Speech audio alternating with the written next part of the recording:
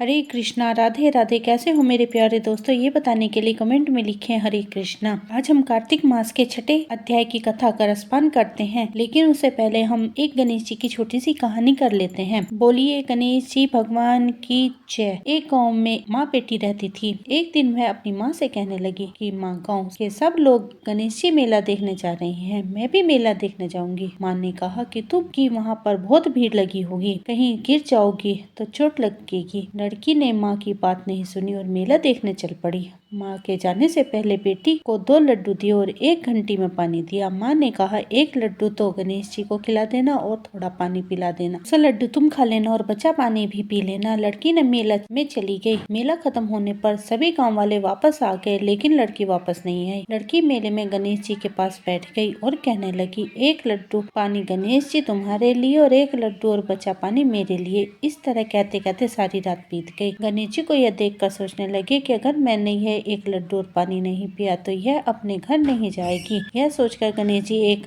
लड़के के वेश में आए और उसे 1 लड्डू लेकर खा लिया और साथ ही थोड़ा पानी भी पी लिया। फिर वह कहने लगे कि मांगो, तुम्हें क्या मांगती हो। लड़की मन में सोचने लगी, क्या मांगू, अन्न मांगू या धन मांगू या अपने लिए अच्छा वर मांगू या खेत मांगू या महल मांगू। वह मन में सोच रही थी तो गणेश जी ने उसके मन की बात जान गए और लड़की से बोले कि तुम अपने घर जाओ और तुमने जो अपने मन में सोचा है वह सब कुछ तुम्हें मिल जाएगा। लड़की घर पहुंची तो माँ ने पूछा कि इतनी देर कैसे हो गई। बेटी ने कहा कि आपने जैसा कहा था मैंने वैसा ही किया और देखते ही देख जो कुछ लड़की ने सोचा था वह सब कुछ हो गया। बोलिए गणपति महाराज की जय। हम अपना मन श्री हरि के चरणों में लगाते हुए छठे अध्याय की कथा का रसपान करते हैं, जिसके सुनने से सब पाप नाश हो जाए। कार्तिक महात्म्य का लिखूं छठा अध्याय। नारद जी ने कहा, जब 2 घड़ी रात शेष रह जाए तब तिल, कुशा, अक्षत, चंदन आदि लेकर शुद्ध होकर जलाशय पर जाएं। नहर की अपेक्षा नदी में जल करने से 10 गुना फल मिलता है और नदी की अपेक्षा संगम पर स्नान करने से 10 गुना फल मिलता है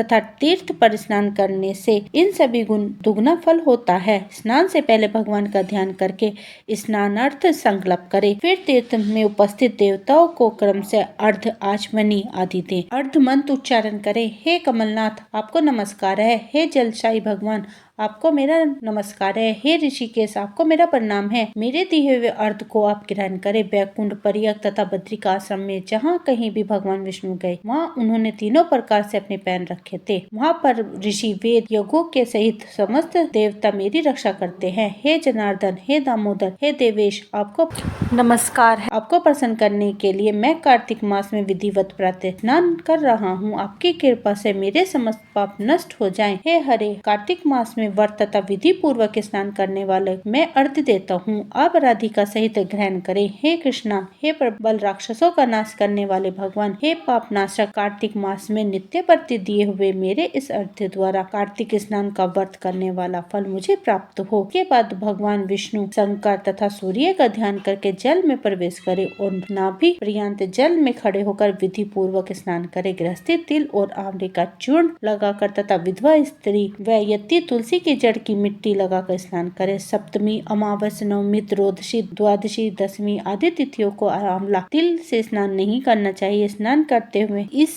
इन शब्दों का उच्चारण करें। जिस भक्ति भाव से भगवान ने देवताओं के कार्य के लिए 3 प्रकार का रूप धारण किया था, वह पाप नाशक भगवान विष्णु अपनी कृपा से मुझे पवित्र बनाए। विष्णु भगवान की आज्ञा से कार्तिक व्रत करने वालों की इंद्र आदि सारे देवता रक्षा करते हैं, अतः वह मुझको पवित्र करें। बीजों, रहस्यों तथा योगों सहित वेदों के मंत्र आदि ऋषि, इंद्र आदि देवता मुझे पवित्र करें। गंगा आदि सभी नदियां, संपूर्ण तीर्थ, 7 समुद्र और समस्त जलाशय मुझे पवित्र करें। अदिति आदि सभी रानियां, यज्ञ, सिद्ध, सर्प और सब औषधियां व तीनों लोकों के पर्वत मुझे पवित्र करें। इन शब्दों को कहकर स्नान करने के पश्चात वर्ती हाथ में पवित्री धारण करके देवता, ऋषि, मनुष्य तथा पितरों के विधिवत तर्पण करते समय जितने भी तिल तर्पण में होते हैं उतने वर्ष पर्यंत वर्ती के पितर पितृगण स्वर्ग में वास करते हैं। तत्पश्चात व्रत करने वाला जल से निकलकर शुद्ध वस्त्र पहने और प्रातःकाल की सब कृतज्ञों से निर्वृत्त होकर पुनः भगवान विष्णु की पूजा करे। सारे देवताओं का स्मरण करके भक्ति पूर्वक चंदन, फूल और फल सहित भगवान विष्णु को फिर अर्घ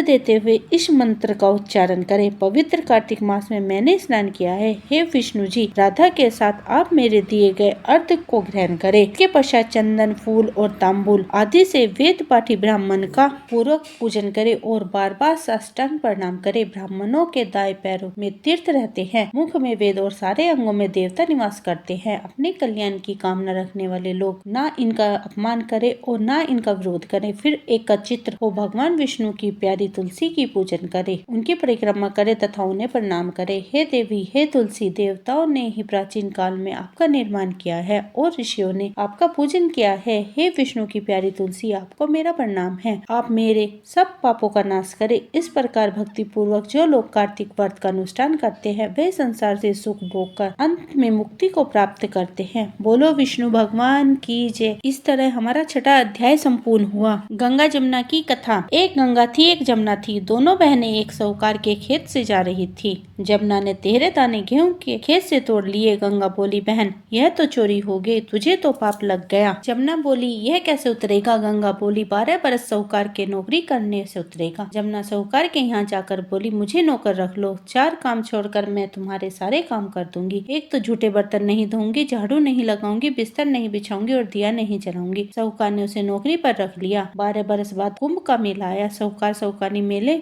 में जाने लगे तो जमुना ने सोने का टका दिया और बोली, यह मेरी बहन गंगा, वहाँ मेरी बहन गंगा मिलेगी, को यह टका दे देना, कह देना बहन जमुना ने भेजा है, इससे वह अपने हाथ की चूड़ी पहन लेगी। साहूकारिनी ने कुंभ के मेले में गंगा को वह सोने का टका दे दिया। गंगा बोली, मेरी बहन जमुना से कह देना अब तेरे 12 बरस पूरे हो गए हैं, अब आ जाएगी। साहूकार साहूकारनी जब घर आए तो जमुना मटके में पानी भर रही थी। दोनों जमुना से बोले, हमने सोने का वह टका तेरी बहन गंगा को दे दिया था और उसने कहा है कि तेरे 12 बरस पूरे हो गए, इसलिए अब तू वापस आ जाओ। यह समाचार सुनते ही जमुना सहस्त्र धारा में बदल गई और बहने लगी। साहूकार साहूकारनी को जब यह पता चला कि जमुना माता हमारे सारे काम करती थी तो वह सोचने लगी कि अब हमारा पाप कैसे उतरेगा। उधर जमुना गंगा के पास गई तो गंगा ने पूछा, तुम साहूकार साहूकारनी को धीरज बंधा कर आई हो या नहीं? जमुना बोली, मैं तो कुछ भी नहीं कह कर उनको धीरज बांध कर आ, नहीं तो उनको संतोष कैसे होगा। जमुना दोनों के सपने में आई और बोली, तुम उदास क्यों हो? वे बोले, हमने तुम्हारे से सब काम कराए, अब हमारा पाप कैसे उतरेगा। जमुना बोली, तुम्हें कोई पाप नहीं लगा, मैं तो अपना पाप उतारने आई थी। मैंने तुम्हारे खेत से 13 दाने गेहूं के तोड़ लिए थे, इसलिए मुझे दोष लग गया था। तुम्हारे यहाँ 12 साल काम करने से उतर तुम्हें कोई दोष नहीं लगा। तुम्हारे यहाँ खूब धन लक्ष्मी हो जाएगी और तुम्हारी मुक्ति भी हो जाएगी। इस कहानी के बाद हाथ जोड़ के बोलना चाहिए, हे जमुना माता, जैसी मुक्ति साहूकार साहूकारनी को दी वैसी सबको देना और हमारे पूरे परिवार को देना। बोलो गंगा जमुना मैया की जय। शालिग्राम भगवान की आरती। शालिग्राम सुनो विनती मोरी, यह वरदान दया कर पाऊं, प्रत समय उठ मंजरी करके प्रेम सहित स्नान कराऊं, चंदन धूप दीप तुलसी दल के वरन वरन के पुष्प चढ़ाऊं। शालिग्राम सुनो विनती